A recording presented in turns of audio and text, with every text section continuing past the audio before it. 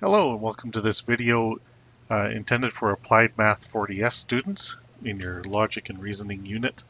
We're going to be looking in this video at how you determine the size or the number of elements in the intersection of a two-set Venn diagram. So I've shown a picture of what we're going to be doing here. We're going to take a situation and we're going to try to figure out how many elements belong inside the intersection, if any. So we're going to do this by looking at the information that's given to us. We've got an example coming up, and we're trying to look to see when we define our sets if anything in either of the sets has been counted twice as a member of both of the two sets. And we can do this with just a little bit of logic as we kind of think something through. So here's an example.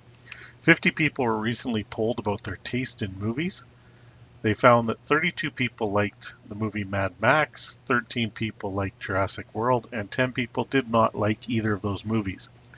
So they want a Venn diagram to represent the situation.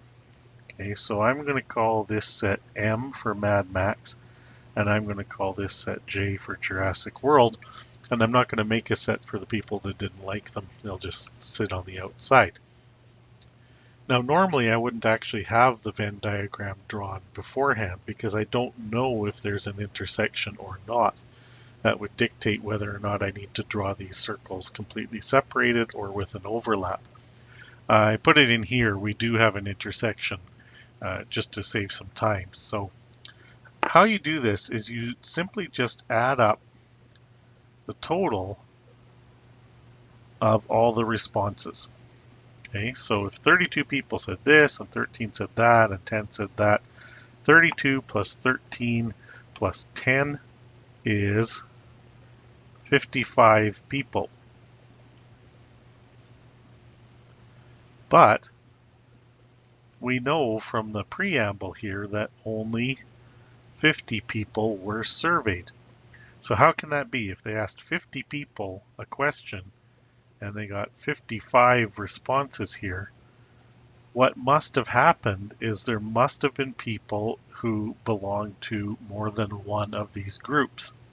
Now, if you don't like either movie, you can't overlap with these groups because you can't like Mad Max and then not like either movie. Okay, so the 5 extra people must have come from people who said that they liked Mad Max Fury Road and they liked Jurassic World. So they belong to both groups. So if I take my count there and I take away the number of people who were actually surveyed, what that tells me is the number of people who must have been counted twice. They got counted once here and then once here. And it gives me 5 extra people. So that number is the number of elements in the intersection of those two sets. From there, we can fill out the rest of the Venn diagram. We know 10 people didn't like either movie, so we can put 10 people outside of the sets. And then you just have to keep track of this when you are filling in the other two sections here. If 32 people like Mad Max Fury Road, well, we already know about 5 of them, the 5 that like both movies.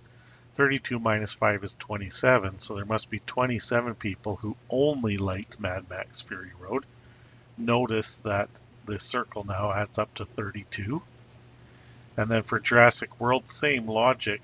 8 people must have liked only Jurassic World because 5 people liked both. And now there's 13 people who like Jurassic World. If you want to do a little quick check at the end, you could take all of the numbers of elements you have in each section of your diagram. And if you add that all up, it adds up to 50. As it should, because there were 50 people surveyed. So in general, when you're doing this, it's the same steps every time. Just add up all the responses.